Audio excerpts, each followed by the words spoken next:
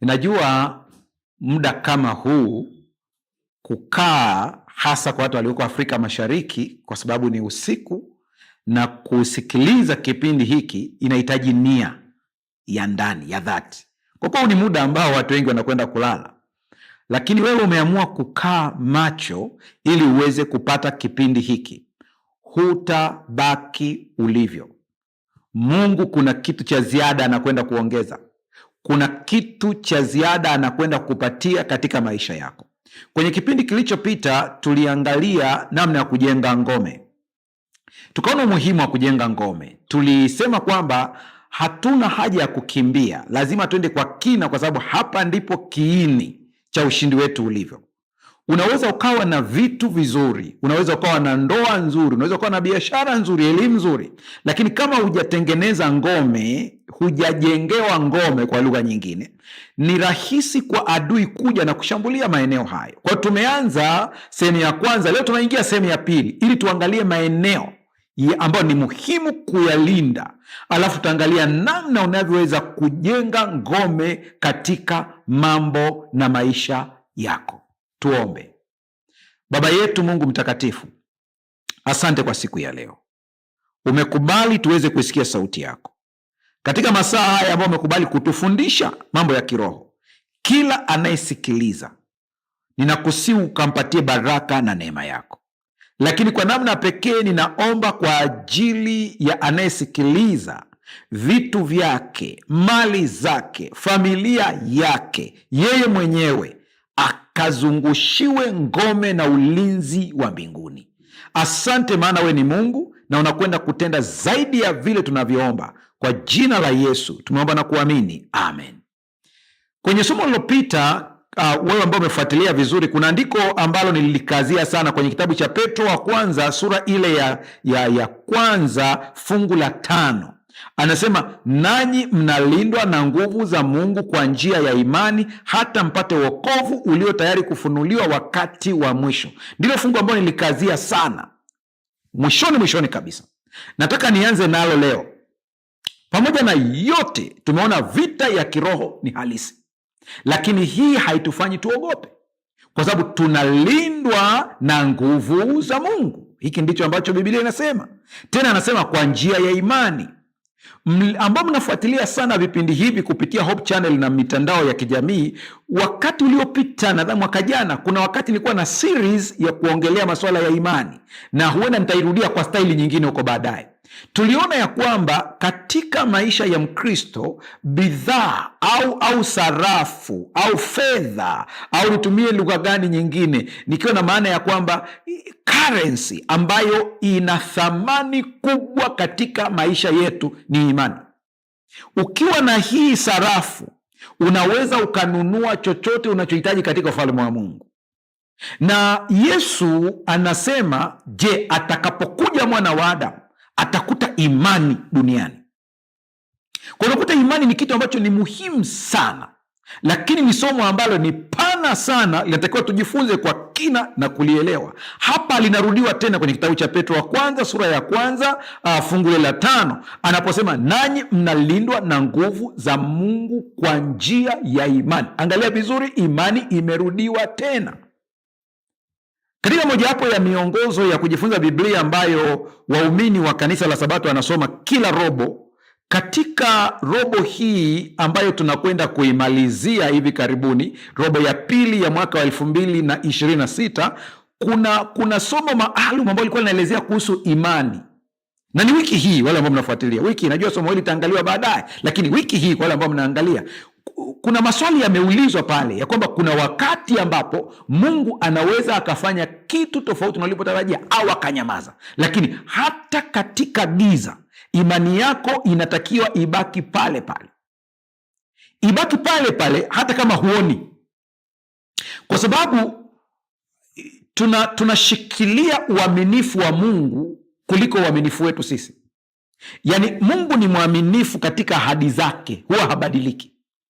Huko tunakoelekea, ambapo tunakaribia mwisho wa wakati na kuona mambo yakitokea mbele ya macho yetu, kitakachofanya watu waweze kushinda wakati mpinga Kristo na kundi lake lote atakaposimama kinyume na wacha Mungu, kitakachofanya watu waweze kushinda ni imani yao. Huku ndiko kuushindako kunakoushinda ulimwengu, hiyo imani yenu. Hapa unaona ya kwamba imani ni ya muhimu. Ndio tunaongelea masuala ya haki kwa njia ya imani, sio kwa njia ya matendo yangu. Matendo yana kazi yake, lakini sio kwa wokovu.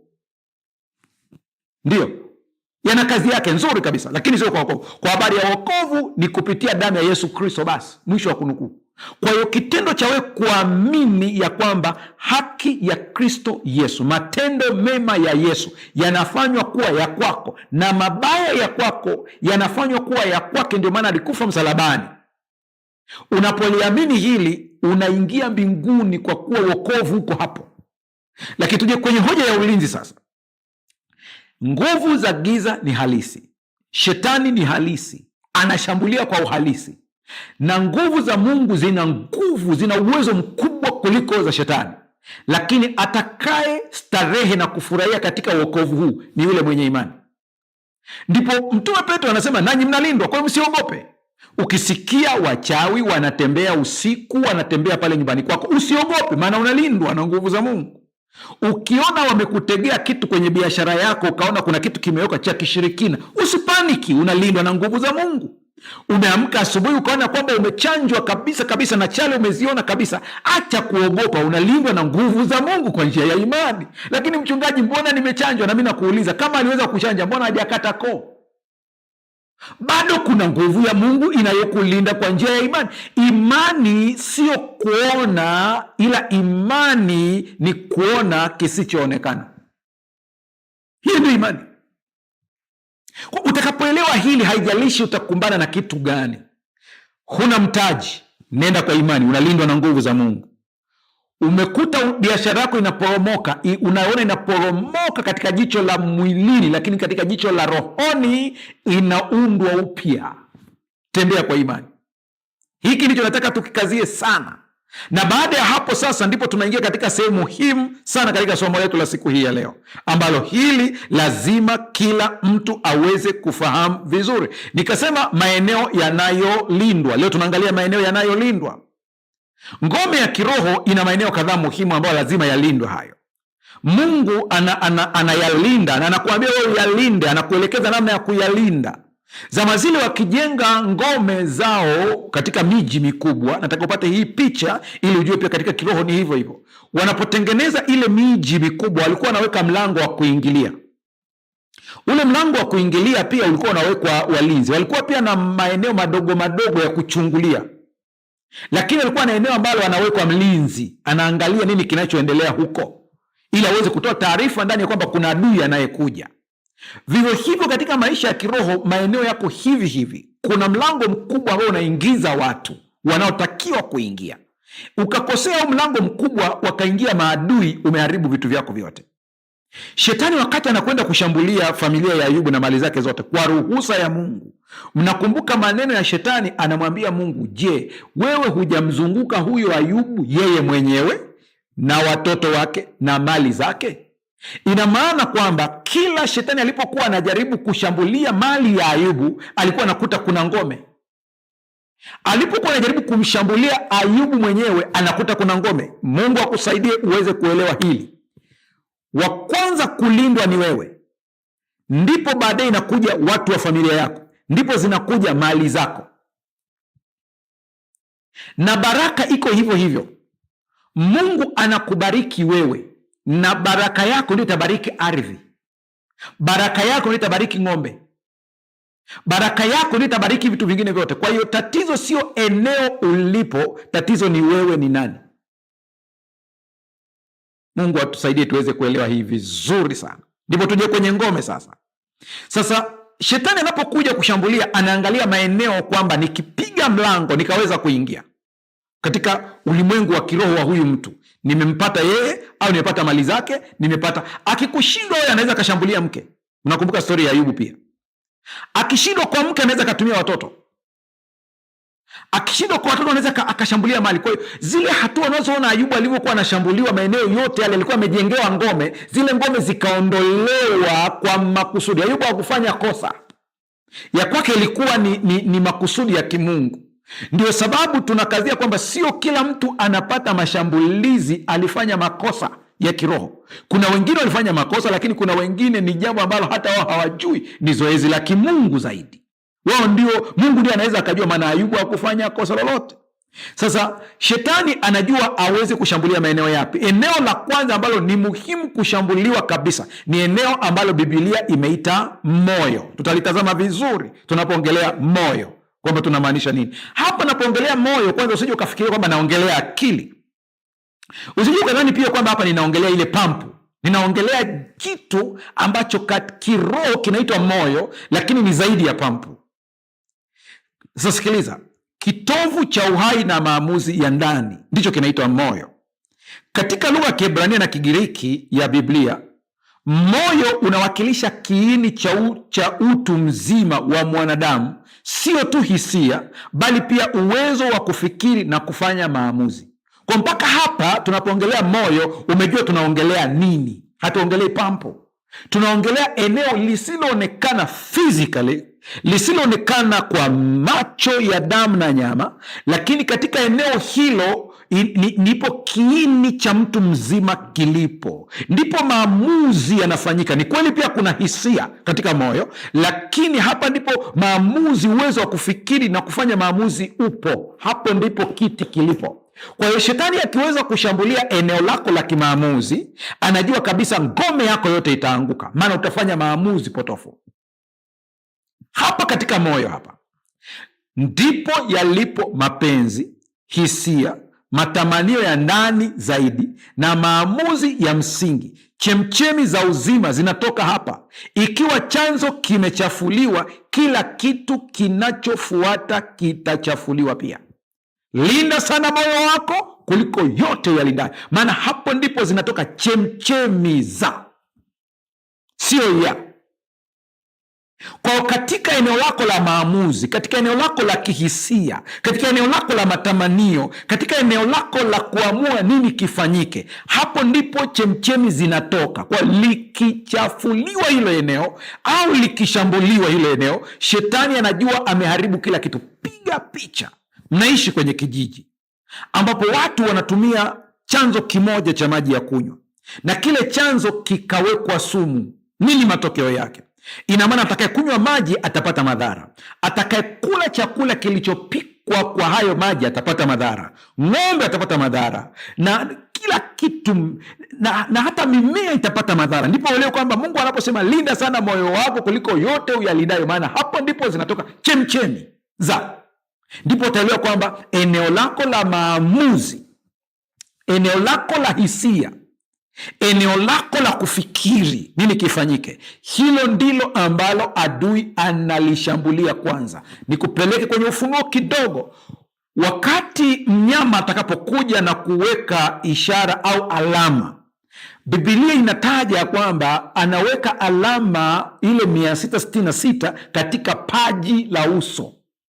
Watu wengi wanaposikia paji la uso wanadhani anaongelea hapa. Ndio maana utakuta kuna picha zimechorwa 666 zimechorwa hapa. Ile ni simbo, ni lugha ya alama. Anamaanisha eneo la maamuzi, kwa sababu katika saikolojia au katika sayansi ya neurons za akili, neuroscience, wanakubali ya kwamba sehemu ya mbele ya ubongo ndiyo sehemu ya ubongo, prefrontal cortex. Kwa ilipotajwa pale kwamba yule mnyama 666 inapigwa hapa, hana maana kwamba kuna namba itakuja watu wanapigwa hapa. Hapana, ina maana ya kwamba mnyama na utawala wake wote wa kishetani watashambulia eneo la maamuzi. Kwa hiyo watu watafanya maamuzi ya kumpinga Mungu na kumtii shetani. Tunaanza kuelewana sasa hapo. Sasa tuje katika hii hoja ya linda sana moyo wako, maana katika ngome shetani atashambulia eneo lako la maamuzi. Ukiangalia leo katika maisha yetu, vile vitu ambavyo vinaweza kuharibu uwezo wetu wa kuamua ndivyo ambavyo shetani ameviweka mbele sana ili kuweza kutuharibu. Hiyo ndio mlango wa kwanza ambao unahitaji uweze kuufunga leo. Tunapoongelea kujenga ngome, Mungu ndiye anajenga ngome, lakini unajenga pamoja naye, unachangia. Kuna sehemu yako ya kufanya maamuzi. Tuangalie vizuri, shetani hawezi kumshambulia mtu bila kushambulia eneo la chakula, kwa sababu katika chakula ndio panajenga maamuzi yetu. Angalia mtu aliyekunywa pombe anafanya maamuzi gani? Angalia mtu ambaye anatumia heroin, mtu ambaye anatumia cocaine, mtu ambaye anatumia bangi anafanya maamuzi gani? Kwa hiyo kumbe shambulio la kuleta madawa ya kulevya ni shambulio la kushambulia moyo kiroho, sio moyo pump, ni moyo, eneo la maamuzi. Ndipo unakuta kwamba hata leo ukiangalia matangazo kuhusu pombe yanatangazwa vizuri sana na yanatangazwa kweli kweli. Lengo kubwa ni ili kuharibu eneo la maamuzi. Twende zaidi ya hapo, una habari digital, hizi simu tunazozitumia zote, ukitumia simu kupita kiasi unaathiri eneo la maamuzi. Utafiti umefanyika, ziko tafiti nyingi zimefanyika, nenda ukazisome uone jinsi ilivyo, ya kwamba watu ambao wanatumia simu kuliko kiwango kinachohitajika, ubongo wao unabadilika physically. Kuna sehemu pana ni physically, sio nadharia, ni kwamba wakiingia kwenye kufanya brain scan wanaona kuna badiliko linaloonekana kwa sababu ya matumizi ya simu. Kwa hiyo mchungaji, unamaanisha nini? Namaanisha hivi, linda sana moyo wako kuliko yote uyalindayo. Kwa hiyo eneo lingine muhimu la kutazama ni moyo wako, na ni muhimu kuliko yote. Weka mipaka katika matumizi ya simu. Ifikie kiwango useme nitaiweka simu hapa, sitaiangalia. Mungu atusaidie sana katika hilo. Mungu atusaidie sana. Kwenye kitabu cha Mind, Character and Personality, gombo la pili, ukurasa wa 561, wale ambao wanafuatilia, nimekisema sana hii kitabu, sikia mwandishi anachosema. Wale ambao hawataki kuwa wahanga wa hila za shetani lazima walinde kwa umakini milango ya nafsi zao. Lazima waepuke kusoma, kuona au kusikia kile kitakachoingiza mawazo machafu na yasiyo matakatifu akilini. Moyo lazima ulindwe kwa bidii zote, la sivyo uovu wa nje utaamsha uovu wa ndani na nafsi itatangatanga gizani. Umesikia hayo maneno hayo? Ndio sababu nimewambia vijana, sio kila kitu jicho lako inatakiwa kuona, kwa sababu moja ya dirisha ambayo linaingia hadi kwenye moyo ni jicho, lingine ni sikio. Kwa hiyo lazima upange, mimi kuna miziki sitasikiliza. Kwa nini sisikilize hiyo miziki? Kwa sababu inaathiri moyo wangu. Nikumbuka, siongelei pump. Kuna video sitaangalia. Kwa nini siangalia hizo video? Kwa sababu zinaathiri eneo langu la ndani la moyo kiroho. Kwa sitaangalia hizo video.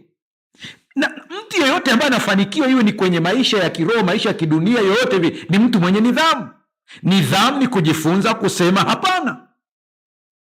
Kuna mazungumzo unatakiwa usikubali kuyazungumza. Mazungumzo mabaya yanaharibu tabia njema. Sasa vijana wa kizazi hiki wanaweza kusema, lakini huenda watu wanaongelea habari ya kutubana sana kwa sheria. Hapa tuongelee kubanwa kisheria, tunaongelea kuwa na nidhamu kwa faida yako. Ikiwa adui akichafua au akiziba chanzo kikuu cha maji, yaani moyo, jiji zima, maisha yote ya mwanadamu linakufa kwa kiu au kwa sumu.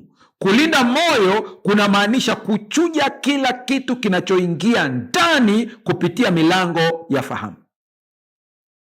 Nenda ukaangalia watu ambao walishambuliwa. Kwa mfano, ulikuwa na biashara nzuri alafu ikaanguka, iwe ni kazi ikadondoka, vyote vile.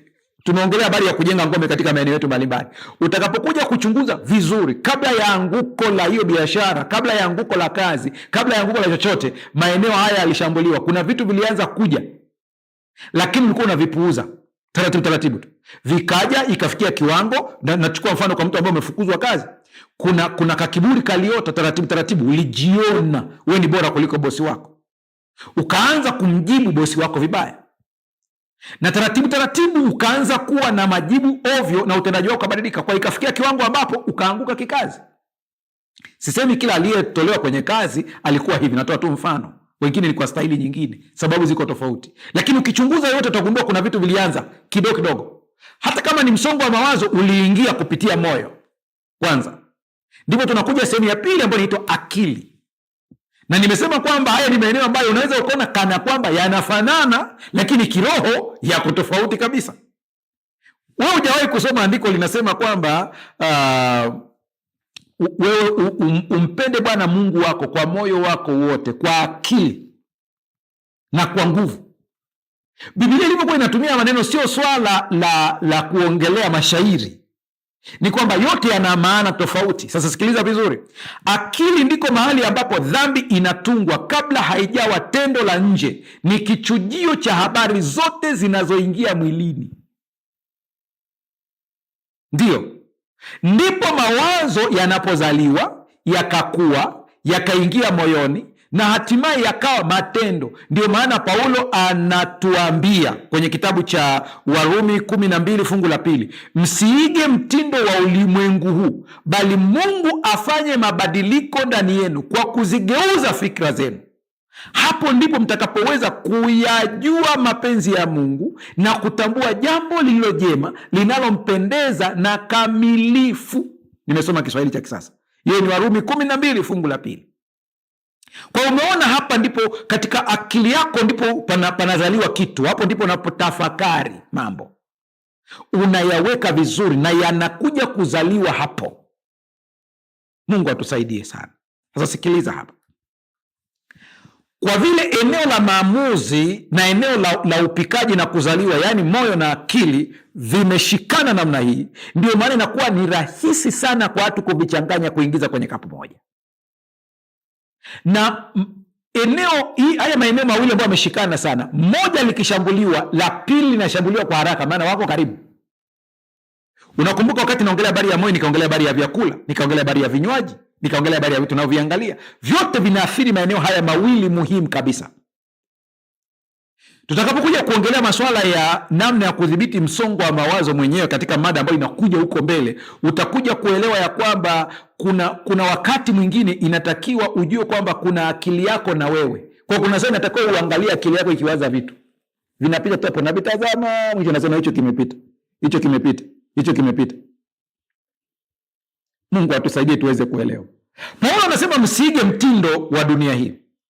Dunia hii ina mtindo wake na maisha yake. Kwa hiyo usije ukakubali akili yako ikaingiza vitu vya dunia hii, kwa sababu unavyoendelea kuviingiza vitu vya dunia hii vitakuja kuzaliwa na kuwa matendo, na vitakuporomosha na kupeleka sehemu nyingine kabisa kabisa kabisa, na utajikuta kwamba unaanza kuanguka. Kwa hiyo katika ujenzi wa ngome, linda moyo, linda akili, linda eneo la maamuzi, linda eneo la kupika vitu na kuvitengeneza na kuvitafakari. Linda sana ya maeneo haya, na yote haya shetani ni tageti yake, anayashambulia. Vita vikubwa zaidi vya kizazi hiki vinapigwa ndani ya akili. Kwenye kitabu cha The Great Controversy ukurasa wa 555 kuna maneno haya: ni sheria ya asili yetu ya kiakili na kiroho kwamba kwa kuangalia tunabadilishwa. Akili hujirekebisha pole pole kulingana na mambo inayoruhusiwa kuyatafakari. Inakuwa sawa na kile inachofundishwa kukipenda na kukitazama kwa umakini. Unaona hapo sasa? Kwa hiyo hapa ndipo utaelewa kwamba hivi vitu viwili, moyo na akili yako, vilindwe vizuri.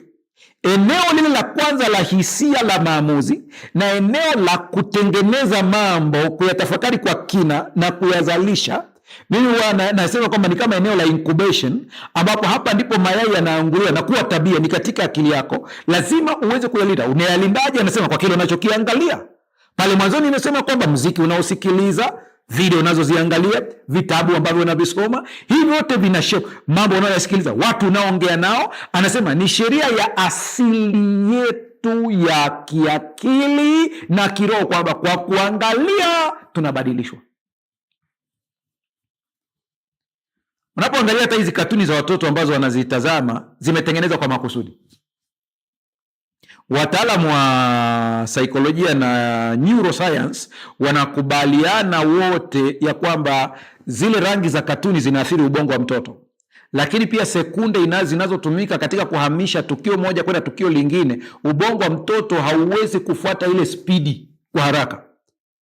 Kwa hiyo zile katuni zinaenda kwa ile spidi inayoenda na kubadilisha rangi na matukio, inaathiri ubongo wa mtoto, na mtoto anazalisha homoni ya furaha kwa kuangalia zile video, kwa kuangalia hizo katuni, na mtoto anafurahia, lakini ubongo wake haujawa na uwezo wa kustahimili ile spidi. Kwa huku anafurahia, lakini anapelekwa katika spidi ambayo hajaizoea.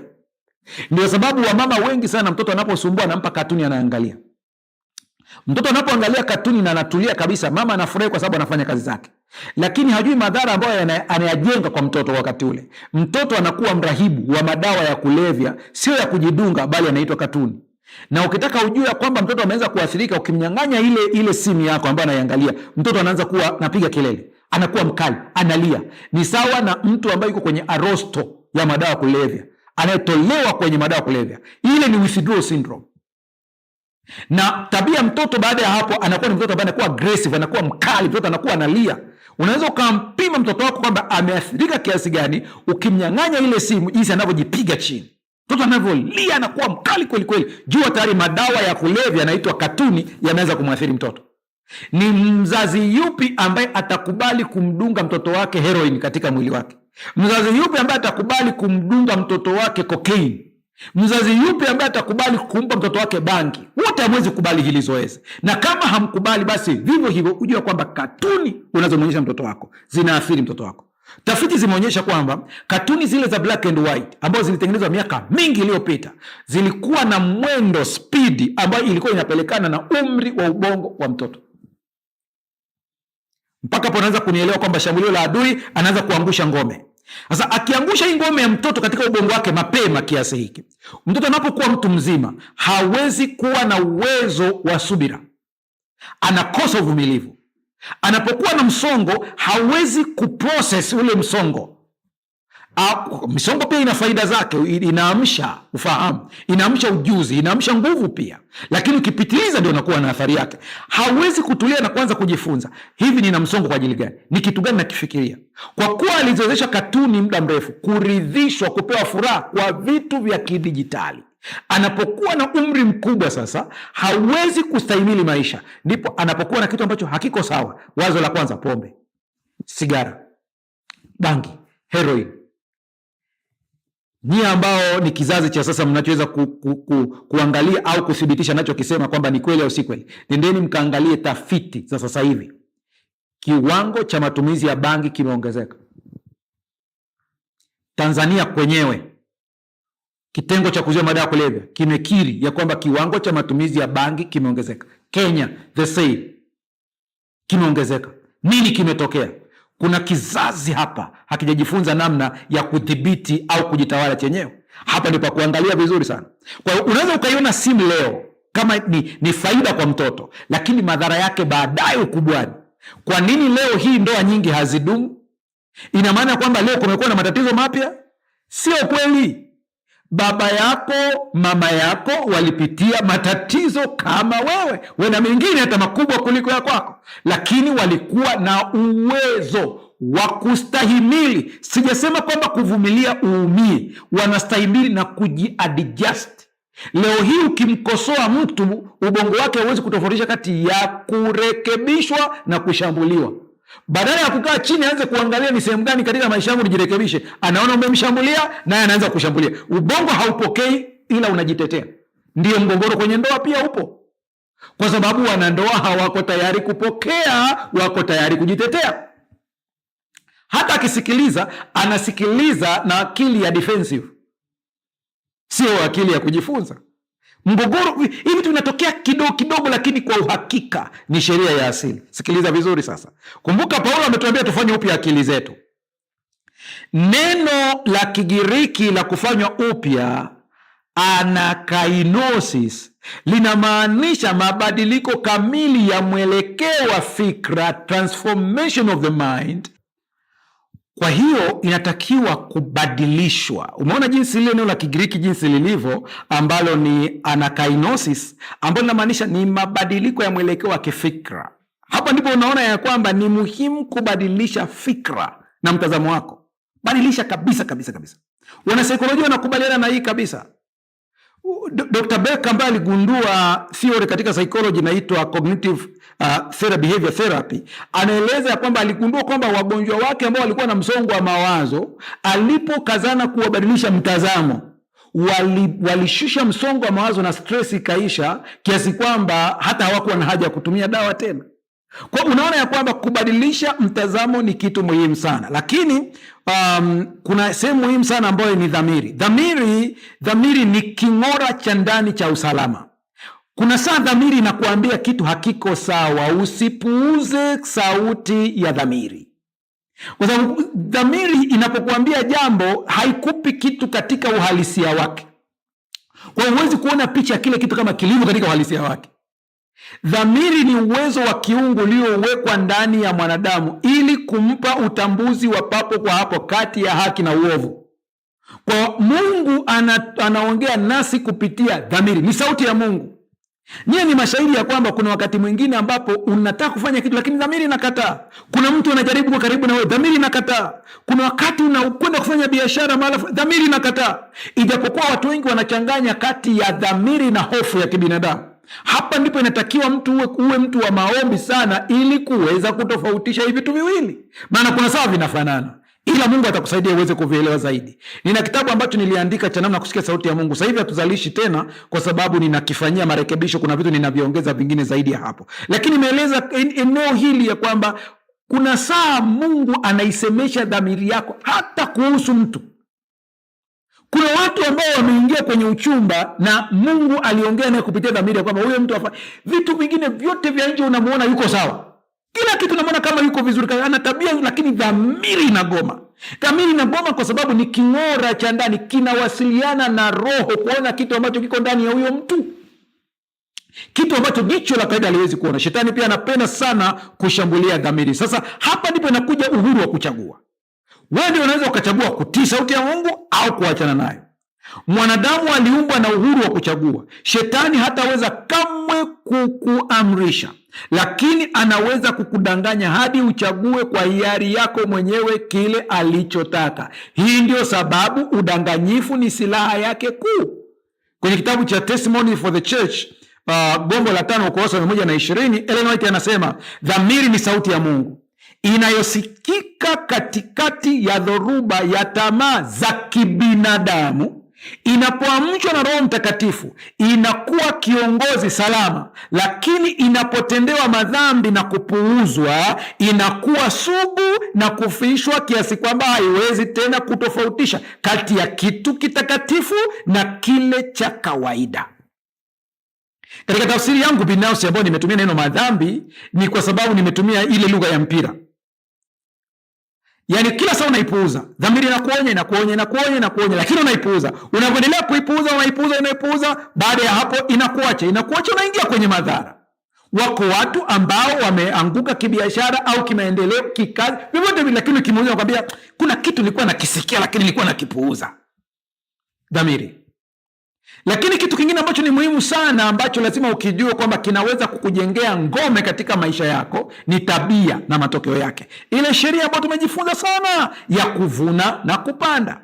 Wale ambao mmeishi maeneo ya vijijini mnajua vizuri kwamba kuna katika mashamba ya vijijini kuna mipaka tulikuwa tunaweka. Lakini pia kuna vitu tulikuwa tunavipanda pembeni ili kuweza kuzunguka. Ile ni miti. Kila maeneo ya wanamiti yao. Kule Uchagani ukienda wanamiti ambao wanajua wanaipanda karibu katika mipaka ili kutofautisha shamba. Ukienda kule Dodoma nao wanamiti yao ambao wanapanda, wanaita minyaa, ina kama maziwa fulani hivi. Na kila sehemu wana aina yao ya miti. Hii miti ni mimea, ni mbegu. Sasa leo nataka unisikilize hapa. Una habari ya kwamba baadhi ya tabia zako ni ngome. Baadhi ya tabia zako zinaweza kuwa pia ni mwanya wa adui kuingia. Kwa hiyo ione katika sura hizi mbili hapa. Yesu alifundisha hili akasema wana wa ulimwengu huu katika ulimwengu wao wamekuwa na akili kuliko wana wa nuru. Anapoongelea pale Yesu ni nini? Yesu alikuwa anaongelea tabia. Wamejua kucheza na tabia kwa sababu wanajua sheria ya kupanda na kuvuna. Wanaijua vizuri kabisa. Hasa wewe ambao unanisikiliza, kuwa makini unapoishi na watu. Watendee watu mema. Tabia yako njema itakuwa ni ngome katika kazi yako. Acha tabia ya kusema kwamba mimi mtu hawezi kunigusa bwana, akinigusa ataona. Guswa alafu fanya unavyofanya, unasema ataona, lakini anayedhurika ni wewe. Hata Mungu anapotupatia amri 10 za Mungu, zile amri 10 alizotupatia kiukweli ni kwa ajili ya kutulinda sisi. Mungu hana madhara na zile zote, zinatulinda sisi wenyewe. Kwa hiyo ni hiari yako wewe mwenyewe kuamua kufanya kitu ili utengeneze ngome au kufanya kitu ili ubomoe ngome. Kwenye kitabu cha Kumbukumbu la Torati sura ya 30 fungu la 19, mimi nasoma Kiswahili cha kisasa, anasema, naziita mbingu na dunia zishuhudie juu yenu leo hii kwamba nimewapeni uchaguzi kati ya uhai na kifo, kati ya baraka na laana. Basi chagueni uhai, nyinyi na wazawa wenu mpate kuishi. Simple. Hoja ya kujenga ngome ni hiari yako. Hoja ya kuzuia maeneo ili adui asiingie ni hiari yako. Mungu atafanya ukimruhusu kufanya. Mungu atusaidie sana. Mwanamke wa Sarepta alipojiliwa na Elia, angekataa kumpa chakula, nini kingetokea? Njaa ingechapa, angekufa kama alivyosema, mtoto angekufa na wala asingefufuka. Alipotii ile sauti, nini kilitokea? Aliona matokeo yake. Acha watu wakucheki kwa sababu ya kwenda kanisani. Acha wakuone ya kwamba wewe ni mjinga unayefunga biashara na kwenda ibadani. Acha wakuone leo mjinga, acha tu. Lakini mchungaji, unajua tumeona watu ambao hata hawasali lakini wanafanikiwa. Na mimi nikuulize swali, wewe unajua mtu aliyefanikiwa? Wewe mtu aliyefanikiwa unampima kwa jicho la mwilini, lakini mtu aliyefanikiwa anapimwa kwa jicho la rohoni. Kuna watu biashara zao zinafanya vizuri kwa macho ya kawaida, lakini hawana amani ndani. Kuna watu ambao wako vizuri kazini, lakini hawana furaha na ule mshahara. Au hujawahi kuona dreva anamwendesha bosi, bosi anakaa nyumba ya shirika, dreva amejenga kwake, nani anapata hela? Sio wingi wa pesa tunaotazama, ila wingi wa baraka za Mungu ndio tunaoangalia.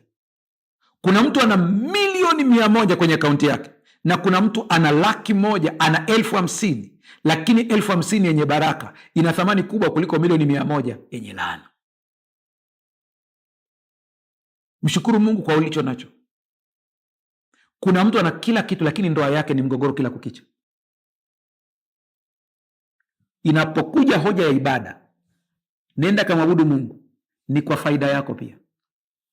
Mungu atusaidie sana. Ngoja nikwambie tu machache kidogo kabla hatujafika mwisho wa somo letu siku hii ya leo. Kila tabia ni mbegu na kila neno ni mbegu. Kwenye kitabu cha Steps to Christ ukurasa wa 47 nasoma maneno yafuatayo: mapenzi ndiyo nguvu inayotawala katika asili ya mwanadamu, yaani kukubali kufanya kitu, hiari, nguvu ya uamuzi au kuchagua. Kila kitu kinategemea utendaji sahihi wa mapenzi au maamuzi. Huwezi kubadili moyo wako, huwezi kwa nafasi yako kutoa upendo wako kwa Mungu, lakini unaweza kuchagua kumtumikia. Unaweza kumpa yeye mapenzi yako, ndipo atakapofanya kazi ndani yako, kutaka na kutenda kwa kufuata mapenzi yake mema. Mungu atusaidie sana. Rafiki yangu, yani tazama, mpe Mungu moyo wako, mpe Mungu maisha yako, mpe Mungu kazi yako, mpe Mungu ajira yako, mpe Mungu kila kitu chako, ili yeye aweze kukitengeneza. Siri kubwa ya Ayubu, Ayubu alikuwa mcha Mungu. Biblia ndivyo inavyosema hivyo. Katika eneo lote lile, yeye peke yake ndiye ambaye alikuwa amempa Mungu maisha yake fully, kila kitu. Unapoona amejengewa, amezungushiwa ugo, amejengewa ngome, ni kwa sababu Mungu alikuwa mmiliki wa eneo. Na tabia zetu hizi ambazo tunazisema zinaunda, zinajenga, zinaweza kujenga au kubomoa. Watu nao wasaidia leo wanakwenda, ile ni mbegu katika eneo lako. Wateja wako jinsi unavyowatendea wanapokuja kwenye biashara yako, ile ni mbegu, lakini pia ni ngome unajenga pale. mimi ninatambua kabisa watu waliosaidiwa na watu ambao hawakuwatarajia. Bwana mmoja ni bosi mkubwa serikalini mpaka sasa hivi, hata ninavyoongea natoa mfano wake leo, lakini mpaka sasa hivi bado yupo serikalini na ana cheo kikubwa. Serikali zile zote za awamu zile zote za Tanzania amepata uteuzi tu. Lakini wakati uko chini kabisa, mimi wakati nilikuwa nachunga kanisa la Manzese, baadaye ilikuwa ni Tegeta, baadaye nikahamia Dodoma. Nakumbuka wakati sasa nimeshahamia Dodoma, ndipo anakuja kuniambia, maana serikali ilikuwa imehamia pale Dodoma. Akaniambia, mchungaji, unajua nimesaidiwa, nimeokolewa na mtu anayefanya usafi ofisini. Nikamwambia ilikuwa kwaje? Akasema, huyu dada ambaye anafanya kazi ofisini kwangu, wakati huyu jamaa ameingia ofisini ametulia kabisa, yule dada akaingia, akamwambia bosi, leo usinywe chai hii ya ofisi. Itakapokuja hapa usije ukanywa. Akajaribu kama kumpuuza, lakini ule binti anaongea huko anatetemeka kabisa. Anasema nikaisikiliza ile sauti. Ilikuwa ni mandazi pamoja na chai. Vile vitu vilikuja. Kama sijakosea, maana historia ni ya muda mrefu kidogo. Yule bwana ile chai aliimwaga chooni, maana ofisini kwake pale kuna choo. Akachukua ile mandazi akayafunga vizuri, akaondoka nao nyumbani. Akaenda kumpa mbwa wake. Mbwa akafa. Sasa inakuwaje hapa? Ni kwamba huyu bwana pamoja na cheo chake kikubwa ana tabia ya kusalimia kila mtu. Kumbe ile ilikuwa ngome yake. Akiona mtu anamsalimia. Wale ambao wanafanya kazi pale wa kawaida, wafagiaji wa kawaida kabisa, akimkuta mahali, yani anaingia kwenye ofisi yake, anamsikia anafanya kazi ofisi nyingine hajamaliza, anaenda anamsalimia, anaitwa Dorcas. Dorcas, hujambo? Muendeleaje? Nyumbani ni wazima? Ni wazima bosi. Sawa, niko tu nakusalimia. Anarudi anaingia ofisini kwake. Kumbe ilikuwa ni ngome yake ile. Ndio ikaja kumwokoa. Wakati adui ameshambulia, ile ngome ikamlinda. Nimesema wapende watu wote, tenda mema kwa watu wote. Hii haikuambii kwamba usiwe na mipaka. Kuwa na mipaka, lakini watendee watu mema wote. Usibague mtu yeyote. Hujui yupi atakuwa ngome yako kesho. Mishale ikija inakuwa pale. Mungu atusaidie sana. Tabia au karakta si kitu kinachotokea kwa muujiza siku ya marejeo ya Yesu. Ni matokeo ya sheria ya kiasili na kiroho, na kupanda na kuvuna. Katika maisha ya kiroho, kila wazo, neno, tendo ni mbegu unayopanda kwenye udongo wa maisha yako. Ukilielewa hili, utaelewa kwa nini walikuwa wanapanda minyaa kule Dodoma kwa ajili ya kulinda maeneo yao, kuweka mipaka. Utaelewa kwamba hata wewe rehema uliomtendea mtu itakurudia, ni ngome. Mungu atusaidie sana. Sasa unakumbuka tuliongea habari ya njia ambazo shetani anapenda kuzitumia pale mwanzoni kabisa. Nikasema kuna malango muhimu sana ya kuchunga, pamoja na kwamba tumeongelea habari ya moyo, tukaongelea akili, tumeongelea dhamira, lakini tusije tukaondoka katika somo la leo kabla hujaelewa kitu kifuatacho. Lango la macho ni la kuchunga sana. Nimesema kila unachokiangalia kinaingia. Tukaongea habari ya katuni, kama unakumbuka vizuri pale mwanzoni. Kwa linda sana kile ambacho kinaingia kwenye macho yako. Tunachoangalia huathiri kile tunachofikiria, na kile tunachofikiria kinaathiri kile tunachohisi, na hatimaye kile tunachofanya. Kuwa makini sana katika maeneo haya. Kitabu cha Ayubu 31 fungu la kwanza anasema, nimejifunga rasmi mimi mwenyewe macho yangu yasimtazame msichana kwa tamaa. Unaona, naangalia jinsi ambavyo macho haya, ndio maisha ya Ayubu yalivyokuwa. Ukisoma kitabu cha Ayubu utagundua kwamba Ayubu alikuwa anasaidia yatima, alivyokuwa anajibu wale ndugu zake. Nimeeleza kwenye somo lililopita, ni mojawapo ya njia zake. Ngome ya Ayubu haikuwa ndogo. Shetani alipokuja kushambulia mali za Ayubu, alikutana na maombi ya yatima. Shetani alipokuja kushambulia kondoo wa Ayubu, alikutana na maombi ya watu ambao walikuwa wanadaiwa kondoo. Ayubu akatoa kondoo wake kwenda kuwasaidia kulipa madeni wale watu. Shetani kila alipokuwa anakuja, alikutana na hizi ngome ziko hapo. Utanielewa kiroho, utaanza kunielewa ngome zinajengwaje. Marafiki zake na Ayubu walipokuja kumwambia mambo yote, Ayubu anawaambia, msije mkaniambia kwamba mimi kuna vitu haviko sawa hapa. Naendelea kumuuliza Mungu kwa nini amenipata, lakini na mimi na vitu nataka nimkumbushe Mungu kana kwamba anasahau. Watoto wa Ayubu walipokuwa wameenda kufanya sherehe, Ayubu alijua moja ya njia ambayo inabomoa ngome ni mtu akiwa ameshiba.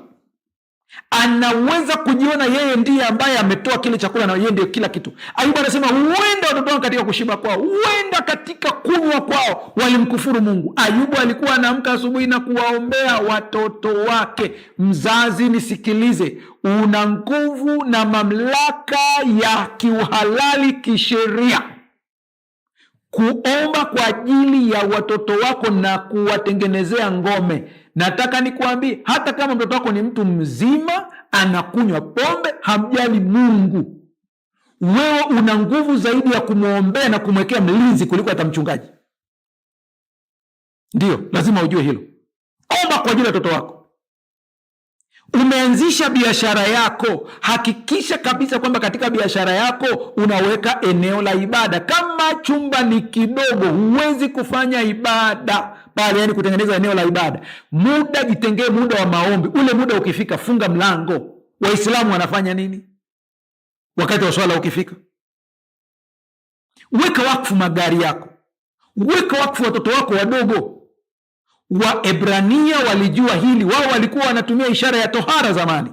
Akiwa na siku 8 mtoto anatahiriwa. Ilikuwa ni agano, ni ishara ya agano. Ile ni ngome kiroho. Leo hii tohara yetu ni ubatizo. Hatubatizi watoto wadogo, lakini tunabatiza mtu ambaye ametambua kwamba Yesu ni Bwana, aaminie na kubatizwa, ataokoka. Watoto wadogo tunafanyaje? Wanawekwa wakfu. Biblia inasema wakawapelekea watoto ili awaguse. Ilikuwa ni mojawapo ya njia ya kutengeneza ngome. Fanya ibada ya kuweka wakfu mtoto wako. Viongozi wa kanisa, mnanisikiliza, wazee wa makanisa, sio lazima wakati wa mikutano maalum kama makambi, kama mikutano inategemea na kanisa lako kule, sio lazima. Wekeni ibada ya kuweka watoto wakfu. Waulizeni washiriki, tawekeni tangazo, ni wangapi ambao watoto wao hawajawekwa wakfu. Walete majina yao. Pangeni hata siku ya Sabato, pangeni siku ya Jumatano. Mungu atusaidie sana. Biashara yako, kazi yako wewe iwe baraka kwa wengine. Hizo ni ngome. Nenda kuangalia maisha ya Dorcas alivyokuwa amesaidia wale watoto wanawatengenezea nguo. Msiba ulivyokuja kwake, anakufa Dorcas, aliombewa akafufuka. Kilichofanya fuke ni nini? Ni kwa sababu alijua namna ya kuweka wakfu na kutengeneza ngome katika maisha yake. Mnajua story ya yule kiongozi wa Kirumi ambaye alisaidiwa na Yesu. Viongozi wa dini walimwambia ametujengea sinagogi, kumbe ikaenda kusaidia baadaye. Tunaposema habari ya kutengeneza ngome, kuna vitu vingi. Ngome nyingine ni wazazi wako. Wewe ambaye wazazi wako wako hai, jua kujenga ngome kupitia wazazi wako. Mchungaji, sija kuelewa. Biblia inasema waheshimu baba yako na mama yako, siku zako zipate kuwa nyingi. Sehemu nyingine inasema upate heri na fanaka. Maana yake ni nini? Kuna watu wanakuja kushambulia pale kazini kwako ili uweze kukosa ajira au udondoke, lakini maombi ya wazazi wako yanasimama. Kuna mtu ananitazama anasema, lakini mchungaji, mimi wazazi wangu hawapo. Ni kweli wazazi wako hawapo, lakini kuna wengine ambao sio lazima wazazi wa kuzaa tu. Kuna wale ambao kwenye ukoo wenu, kwenye familia yenu wameachwa kuangalia kama watu wazima. Anaweza kuwa shangazi, anaweza kuwa baba mdogo, anaweza kuwa babu, hata kama sio babu aliyemzaa baba yako mama yako. Wapo pale, kuna baraka ziko hapo. Nenda ukazichote. Biblia haikosei. Jenga ngome. Jenga ngome kwa watu wa nyumbani kwako. Huwezi kuyafanya yote haya ukapata ngome nzuri kama watu wa ndani kwako wanalalamika. Una pesa nyingi lakini hawafaidi. Nikisema hawafaidi na maana kwamba hawana maisha ya furaha, hawaenjoy maisha. Unabomoa ngome wewe mwenyewe. Tengeneza ngome kwa kuwafurahisha watu wa nyumbani kwako. Lakini pasta, kuna watu hata wafanyaje hawafurahii. Mungu anaona, fanya sehemu yako. Hawa watu fanya sehemu yako, Mungu yeye anaona, fanya sehemu yako. Tengeneza ngome, tengeneza ngome. Tengeneza ngome kwa nyie wenye mifugo. Tengeneza ngome kwa kumkabidhi Bwana mifugo yako. 9 na 10 ni ya Bwana. Acha hii nyingine. Kumwabudu Mungu ni ngome. Mungu ni ngome imara, kila anayekimbilia anakuwa salama. Nini kinakufanya kuwa bize mpaka ushindwe kuabudu, ushindwe kumwabudu Mungu? Mungu atusaidie sana. Kitabu cha Shuhuda kwa Kanisa, gombo la 3, ukurasa wa 507, kuna maneno haya: Shetani anatafuta kila fursa ya kuingia kupitia masikio yetu. Usisikilize habari za uongo, masengenyo au maneno ya dhihaka. Masikio yako yafunge dhidi ya kila sauti inayoweza kudhoofisha imani yako kwa Mungu au kuharibu upendo wako kwa ndugu zako.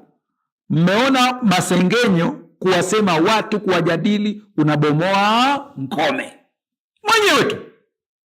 Niye kazi ni kupiga stori za maisha ya watu, fulani yuko hivi, fulani yuko vile, yule yuko vile, unabomoa ngome. Mikosi na kuja kukupata, unajiuliza hivi litoka wapi?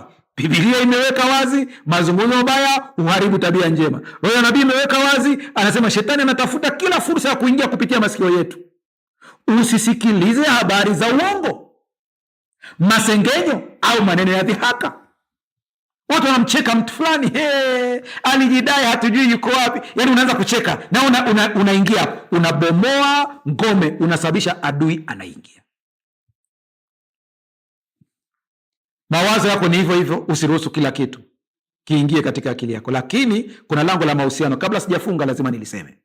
Marafiki wanaweza kujenga, kubomoa ngome. Huu ni ukweli wa kina wa kiroho. Methali 13:20 anasema, anayeandamana na wenye hekima hupata hekima, lakini anayejiunga na wapumbavu atapata madhara. Neno atapata madhara katika lugha ya Kiebrania lina maana ya kuvunjwa vipande vipande. Angalia watu ambao unahusiana nao katika maisha yako, chunga sana. Nimesema ili nirudie vizuri. Kuna wakati mtu atakuja awe partner kwenye biashara yako, awe rafiki yako, hata kama ilipopote pale, dhamiri ya ndani itakataa. Usipingane na dhamiri, maana kuna kitu hukioni. Nimesema hivi, unapokuja kwenye hoja ya Biblia inaposema usizini, haina maana tu ya kwamba amekwambia tu usizini ukaishia hapo. Anakuepushia muunganiko ambao una madhara, maana kuna ibada ziko ndani yake, kuna muunganiko. Wakorinto wakati ule, wakati wa Paulo, Wakristo walikuwa wanakwenda kununua machangudoa. Wanakwenda kununua machangudoa, Paulo akawaonya, akabia, hamjui ya kwamba miili yenu ni hekalu? Je, ni utoe mwili wa Kristo ni upeleke kwa kahaba? Aliwaonya. Utasoma kwa muda wako Wakorinto wa kwanza sura ya 6 na sura ya 7, imeeleza kwa kina haya maeneo. Na anapoelezea pale, Paulo anawaelezea kwamba au hamjui ya kuwa yeye aliyefanya mapenzi na kahaba amefungamanishwa naye, nao watakuwa mwili mmoja. Hey! Sikiliza vizuri hilo andiko hapo. Watu ambao wanajua masuala ya kiroho wanajua vizuri hizi sheria hata kuliko watoto wa Mungu ambao wameandikiwa, lakini bado hawajui. Kwa kuwa kuna muunganiko katika wa kiroho katika tendo hili, watu wengine wamepoteza kazi, biashara zimeharibika, kwa sababu uliyeungana naye mlibadilishana nguvu, na Mungu ameonya. Mchungaji, sikuelewi. Utanielewa siku likikupata. Utanielewa siku ukikutana na mtu aliyepatwa na hilo jambo, atakwambia. Kuna watu wanakuja kwenye maisha yako sio kwa sababu anakupenda, ila ni kwa sababu anafanya ibada ya kingono, sexual worship. Anakuja maana kuna kitu anahitaji kutoka kwako. Pastor, bado sija kuelewa. Endelea kusoma Biblia yako vizuri, utaelewa. Wakati wa Israeli wanatoka Misri wanakwenda Kanani, kuna mahali hapo aliitwa mfalme, nabii mmoja aje kuwaloga. Unakumbuka stori ya Balaam na Balaki? Yule jamaa kila kijaribu kuwaloga anakwama, kila kijaribu kuwaloga anakwama. Akampa idea mfalme, akamwataka tuwaweza jamaa. Sema ndio, tengeneza sherehe, waite wanawake wako wanacheza wako uchi, ndipo tutawaweza jamaa. Na kweli wakaitwa wa wakaanza kucheza wakiwa uchi. Israeli wakaanza kucheza nao, wakafanya ngono nao, uchawi ukatoboa. Kasome vizuri. Kwa hiyo mchungaji, unamaanisha nini? Nasema hivi, kuna watu wanakuja, kuna watu watakushuhudia, kuna hata ninavyoongea hapa, kuna watu wanajua kinachokisema, ya kwamba kuna watu walipokuja kwenye maisha yako mambo yaliharibika. Alikutaka kingono, lakini kumbe alikuwa na lengo la kunyonya nguvu. Mungu atakusaidia, utaweza kuelewa. Tunaenda kwenye maombi muda si mrefu sasa. Epuka ibada ya sanamu. Ibada ya sanamu ni lango. Uchumi umekupiga kiasi gani, usimwache Mungu. Usiende kuabudu miungu mingine. Hilo ni lango na bomoa ngome. Wakati ule unaposema mambo hayaendi, kumbe ndipo wakati baraka yako ipo ardhini, ndipo inaota, inamwagiliwa maji na Roho Mtakatifu. Wewe unataka mahindi yaote kwa spidi sawa na mchicha. Ulishindwa kuvumilia, usiende kwa waganga. Ukienda kwa waganga unatiwa unajisi nao. Leo tunakwenda kuomba.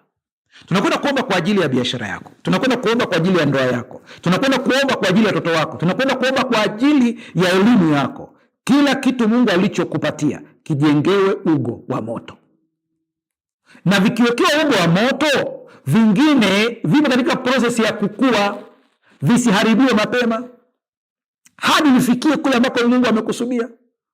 Na hiki ndicho ambacho natamani leo wewe unanitazama. Kuna wengine wapo katika proses za kukua, mbegu bado inaota, lazima izungushiwe ili wanyama wasile. Hujafika bado.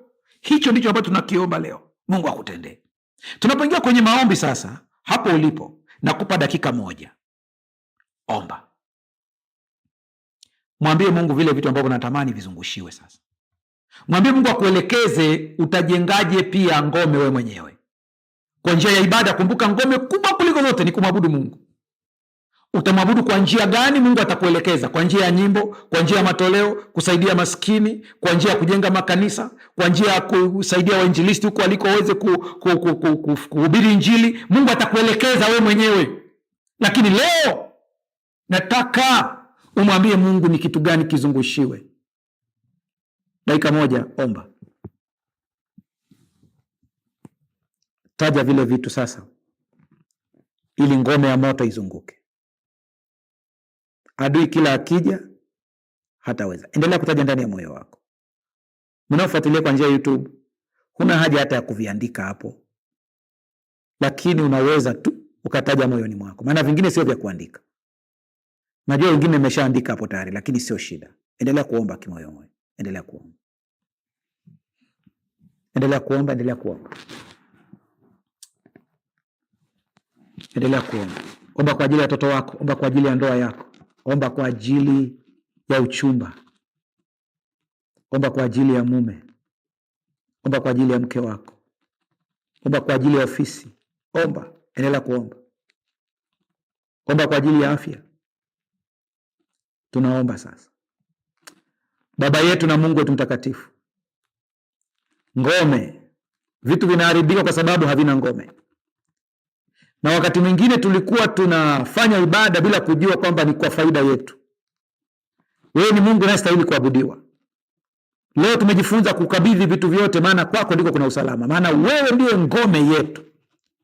Nami nakusihi Mfalme wa amani, mtoto wako huyu ambaye leo anasikiliza, ukaimiliki biashara yake, miliki ndoa yake, miliki watoto wake, miliki kila kitu chake, ili kikazungushiwe ngome ya moto. Ngome ya moto ikazunguka sa kila mahali kwa jina la Yesu Kristo. Ngome ya moto ikazunguke kwenye familia, izunguke kwenye biashara, izunguke kila mahali kuanzia leo. Akaone moto wako. Adui akija akakutane na moto.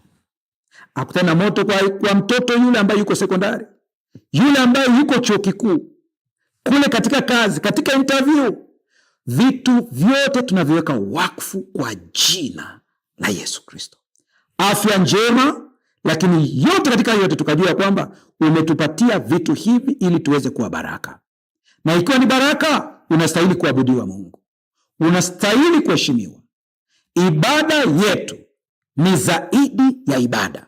Kumbe tunawekewa moto na ulinzi kama wa Ayubu.